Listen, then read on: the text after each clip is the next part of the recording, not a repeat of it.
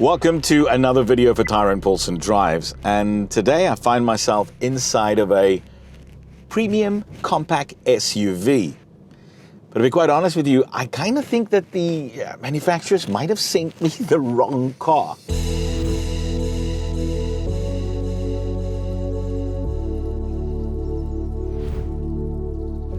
You see, this is, as I'm told, is the new BMW X1. And from what it says on the badges, both on the outside and the inside, well, it definitely seems that it is.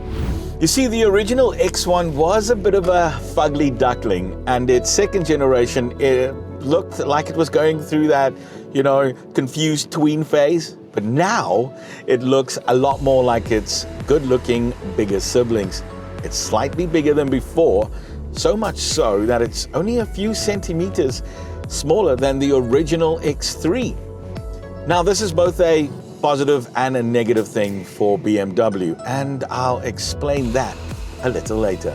As mentioned, the new X1 is larger than the outgoing model by 53mm in length, 24mm in width and 44mm in height, which allowed for the team at BMW to create more space inside and in the boot. The wheelbase has also been extended by 22mm and widened by 31mm, which means an improvement in stability and cornering.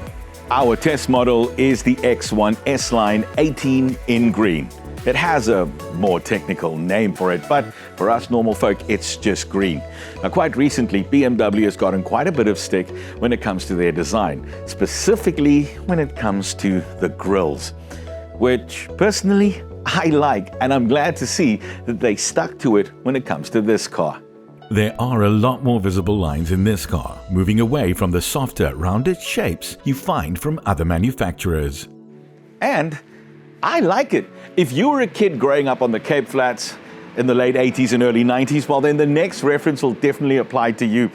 You see, all the lines in this car, it reminds me of a freshly pair of ironed Nevada pants, all the right creases in all the right places.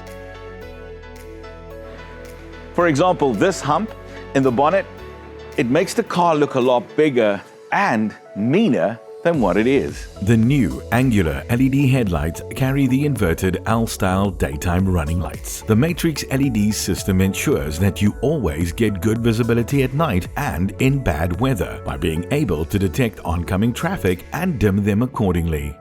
These recessed door handles are also a nice touch. And then there's the keyless entry, which works really well. As you see, it's a proximity feature, and it auto unlocks the doors as you approach the car.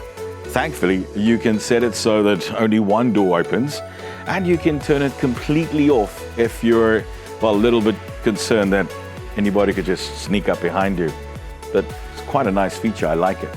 Inside the cabin, the first thing you notice is the new design layout, which is similar to the iX, and dare I say, in this more compact space, looks the business. First up, these screens are crisp and clear, and it rivals some high-end laptops in my opinion. What I do like is, even though while it's curved, special attention has been placed on what the driver's view is. Like, for example, something that is as simple as the space between the instrument cluster and the infotainment display. The steering wheel is placed in such a position that it covers up that entire spot, meaning that you don't just, well, look into a blank space. And that's quite cool.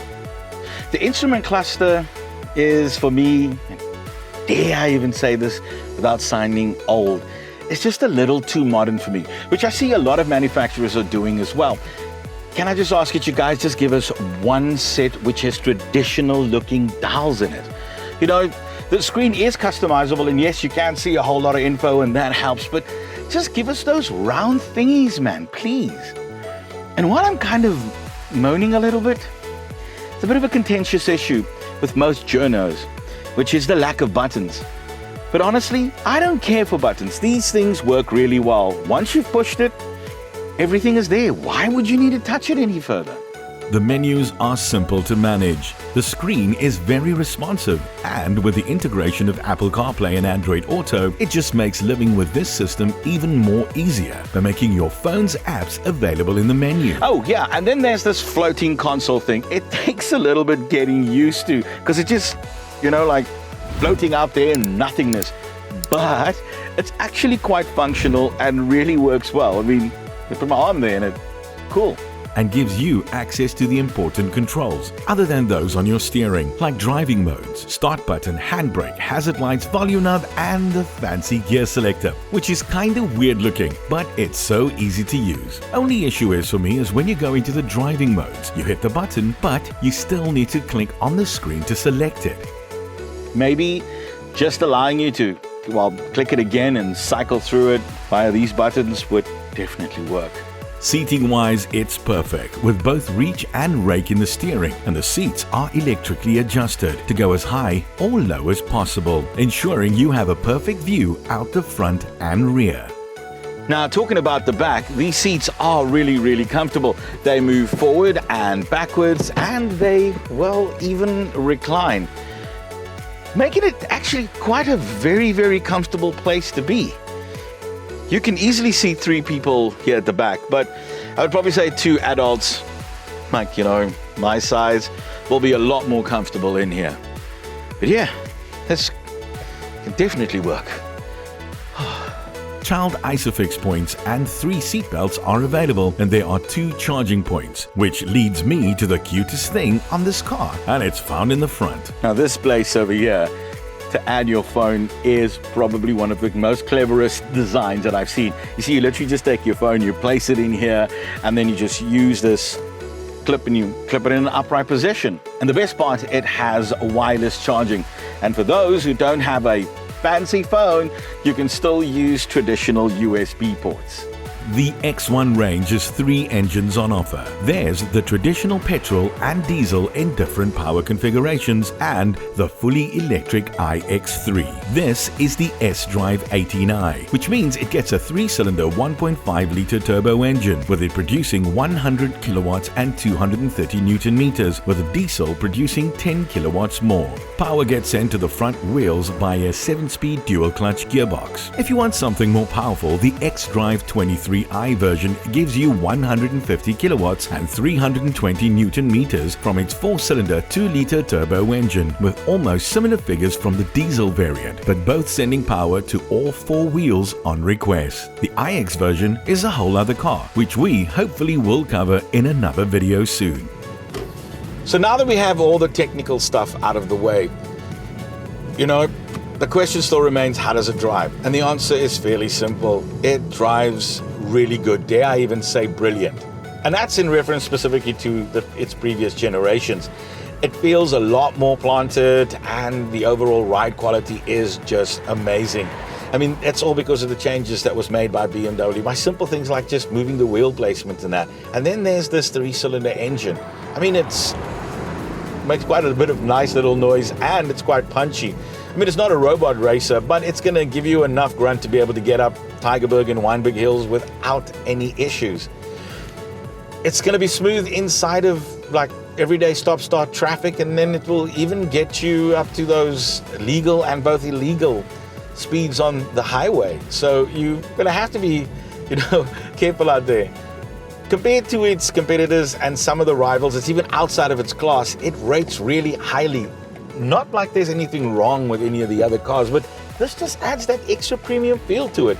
And that's where my statement from a little earlier comes into, where it says it could be both a positive and a negative for BMW. You see, with all the work that's gone into it, making this car so much more premium, but now punches, in my opinion, in a much higher class, making it a direct competitor for BMW's very own X3. Now, I know you're going to say that the X3 is a lot bigger, but you see, with people buying down nowadays because of the state of our economy, this makes suitable sense to kind of have. You see, it's big enough to fit 5 people. You can comfortably sit 4 adults out here in the back and then head out on a long journey. You've got over 500 plus liters of boot space. You can attach a trailer to it, which all in all, in that case, it makes it a really good offer. Plus with all the extra tech, it's amazing. But that's where the negative side kind of comes into, because this still is a compact SUV, and there are a lot of mid-size and larger size SUVs from other brands which will come in much cheaper than the almost 900,000 Rand price tag it's on this car. The thing is though, is that none of them have that prestigious BMW badge on it. I think that's what sets it apart. But in conclusion, this is a fresh welcome take on a car that could have been, well, great when it was initially launched, but we all know, well, it really wasn't. But now it's putting its hand up as a serious contender in the very competitive SUV market, even in the compact SUV market. And I think that's what's going to give BMW an extra bit of a lifeline, especially in today's day and times.